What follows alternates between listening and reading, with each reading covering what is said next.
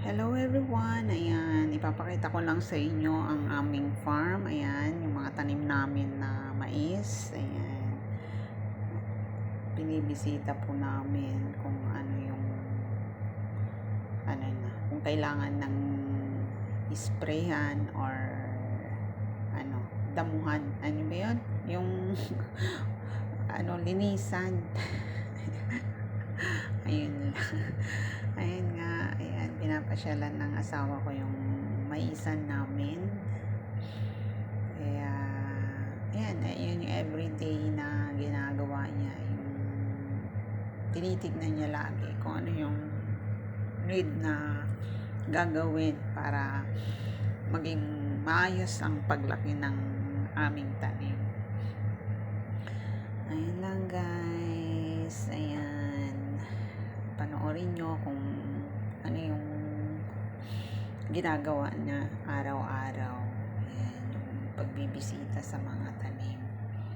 Kaya, ayan, nakakapagod pero nakaka-relief din ng stress kasi kung makikita mo ganyan nakalalaki yung tanim mo, ayan, syempre, ng feeling. Masaya ba? Kasi kahit papaano, maayos. Ayan naman yung mga tanim namin na na palay. Ayan. Nag-grow na sila kaya kailangan din alagaan. Sabi ng asawa ko, mas mahirap alagaan ang palay kasi every week yata ini-sprayan niya para maano yung damo. Ayun, damo ba yun? Oo. Ayan, para maganda yung pag-grow ng palay. Sabi ko, akala ko pag tinanim na is ganyan na lang. Hindi pala.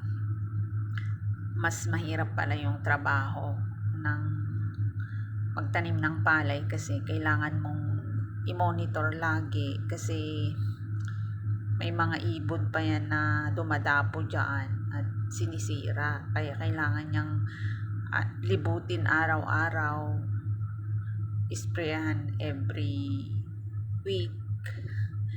Kasi kung hindi niya gagawin yun, hindi rin mag-grow ng maayos yung palay.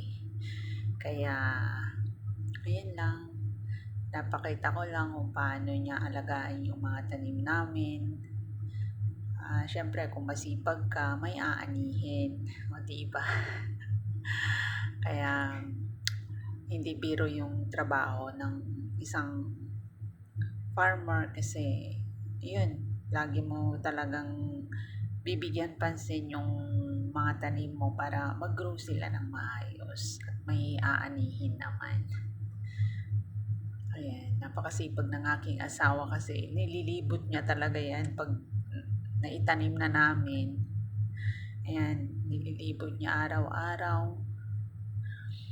Kaya, saludo ako sa asawa ko. Hindi naman ako pupunta dyan dahil tamad din akong maglakad. Ayan may mga bunga-bunga na. May mga bunga na. Kaya pag inalagaan mo talaga yung tanim mo, magkakaroon din siyang ng maayos na bunga. Kaya, yun ang nakakapagbigay sa isang kagaya namin. Ayan. Malalaki na yung bunga niya. Ayan. Salamat sa Diyos kasi